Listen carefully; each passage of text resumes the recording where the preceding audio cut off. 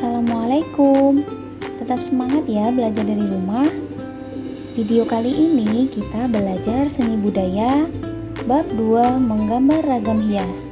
Dan materi yang akan kita bahas, yang pertama ada pengertian ragam hias, yang kedua motif ragam hias, yang ketiga pola ragam hias, dan yang terakhir teknik menggambar ragam hias.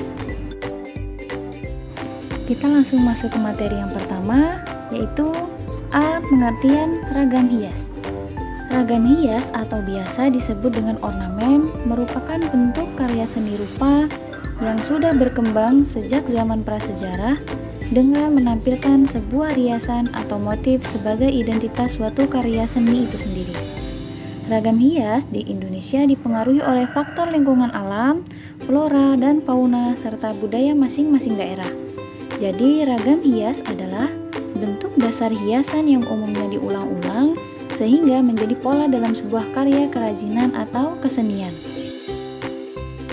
Adapun fungsi ragam hias diantaranya yaitu untuk menambah nilai estetis atau keindahan suatu benda ataupun bidang, kemudian untuk mengisi kekosongan suatu bidang pada benda agar nampak lebih proporsional, kemudian fungsi simbolik adalah fungsi ragam hias yang berkaitan makna di balik motif yang bersumber dari norma-norma atau kaidah tertentu. Dan yang terakhir, menambah nilai ekonomis suatu benda atau bidang. Nilai keindahan yang dimunculkan ragam hias bisa menjadikan nilai suatu barang atau bidang naik. Kita lanjut yang B, motif ragam hias. Ragam hias merupakan karya seni rupa yang diambil dari bentuk-bentuk flora atau vegetal, fauna atau animal, figural atau manusia, dan bentuk geometris.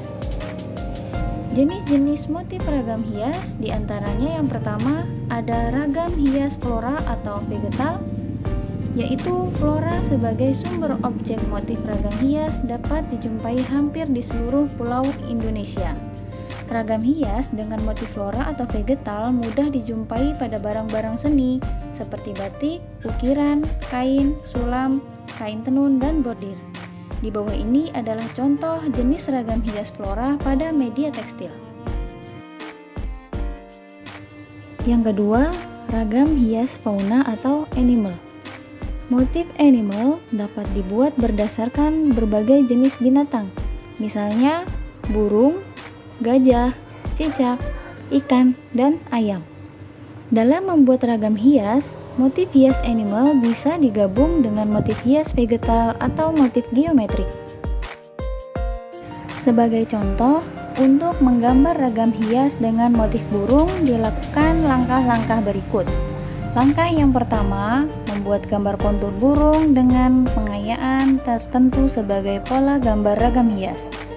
Langkah yang kedua, membuat garis-garis atau bentuk motif tambahan, misalnya motif vegetal untuk mengisi pola tersebut.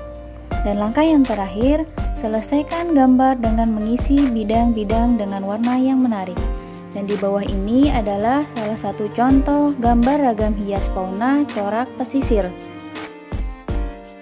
Yang ketiga, ragam hias geometris. Motif geometris adalah gambar hias yang dibuat dari bentuk-bentuk geometris seperti garis-garis sederhana, segitiga, lingkaran, dan sebagainya. Berikut adalah salah satu contoh ragam hias geometris. Yang terakhir, ragam hias figuratif. Motif figuratif adalah hiasan yang dibuat menyerupai sosok manusia dengan penggayaan tertentu, seperti disederhanakan atau sedikit diabstrakkan. Ragam hias ini lebih banyak ditemukan pada bahan kain atau tekstil dan ukiran kayu. Berikut adalah contoh gambar ragam hias manusia. Kita lanjut yang C, pola ragam hias. Ragam hias biasanya memiliki pola atau susunan yang berulang. Semua unsur hias yang ada mengikuti pola tersebut, sehingga ragam ornamen tampak teratur dan terukur. Pola ini juga biasa disebut irama dan dapat memiliki arah dan ukuran yang beragam di setiap gambar hias yang diulang. D. D. Teknik menggambar ragam hias. Gambar ragam hias sangat bervariatif. Ada yang diambil dari flora, fauna, manusia, dan bentuk-bentuk geometris. Aturan yang harus diperhatikan dalam menggambar ragam hias yaitu yang pertama, perhatikan pola bentuk ragam hias yang akan digambar. Yang kedua, persiapkan alat dan media gambar. Yang ketiga, tentukan ukuran pola gambar yang akan dibuat. Yang keempat, buat sketsa di salah satu kotak atau bidang yang telah dibuat sebelumnya. Kelima, buat bentuk yang sama atau bisa dijiplak pada bidang yang lain. Yang terakhir, warnai gambar. Di bawah ini ada contoh pola geometris beraturan dan pola geometris tak beraturan. Teknik menggambar ragam hias flora. Untuk menciptakan motif floral, awalnya dapat diambil dari objek tunggal, misalnya daun. Kemudian gambar ulang di sebelahnya dan variasikan daun tersebut sesuai dengan imajinasi dan kreativitas kita sendiri. Nah, proses tersebut dapat disebut dengan stilasi. 1. Teknik menggambar ragam hias flora. Yang pertama, buatlah pola ragam hias yang akan digambar. Perhatikan komposisi pola ragam hiasnya. Yang kedua, tetapkan letak objek gambar pada tempat yang sudah ditentukan. Dan yang terakhir, lengkapi gambar dengan pensil warna. 2. Menggambar ragam hias fauna. Motif fauna adalah gambar hias yang distilasikan dari berbagai binatang seperti cicak, ikan, ayam, harimau, hingga ke gajah. Dalam motif tradisional Nusantara, biasanya motif ini dipadukan dengan motif flora dan bentuk geometris juga. Motif ini banyak ditemukan pada karya seni batik, ukiran, anyaman, sulaman, dan batik. Ada beberapa tahapan dalam menggambar ragam hias fauna. Tahapan yang pertama, tentukan jenis fauna yang akan dibuat gambar ragam hiasnya. Tahapan yang kedua, buatlah pola gambar ragam hiasnya. Dan tahapan yang ketiga, berilah warna pada hasil gambar ragam hiasnya. Berikut contoh dan langkah-langkah menggambar ragam hias fauna. Langkah yang pertama, membuat gambar bulatan besar dan kecil sebagai badan dan kepala burung. Langkah yang kedua, melengkapi gambar dengan bentuk sayap, ekor, kaki, jambul, mata, dan paruh. Langkah yang ketiga, menambahkan garis-garis untuk menghias bagian ekor dan sayap.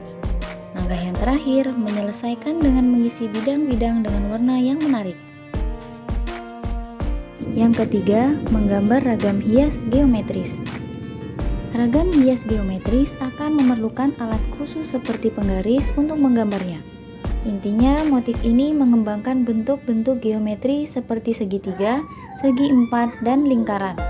Berbeda dengan motif fauna yang cenderung harus disederhanakan, motif geometris justru harus dilebih-lebihkan agar tampak lebih menarik sebagai gambar hias. Gambar di samping adalah tahapan dalam menggambar ragam hias geometris.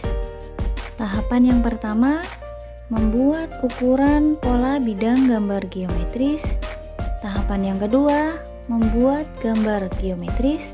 Dan tahap yang ketiga, mewarnai ragam hias geometris. Yang terakhir, menggambar ragam hias figuratif atau manusia. Motif hias figuratif menggunakan gambar manusia sebagai motif, terhitung lebih rumit dari yang lain. Karena referensi gambar manusia harus disederhanakan menjadi lebih abstrak atau ke kartun-kartunan.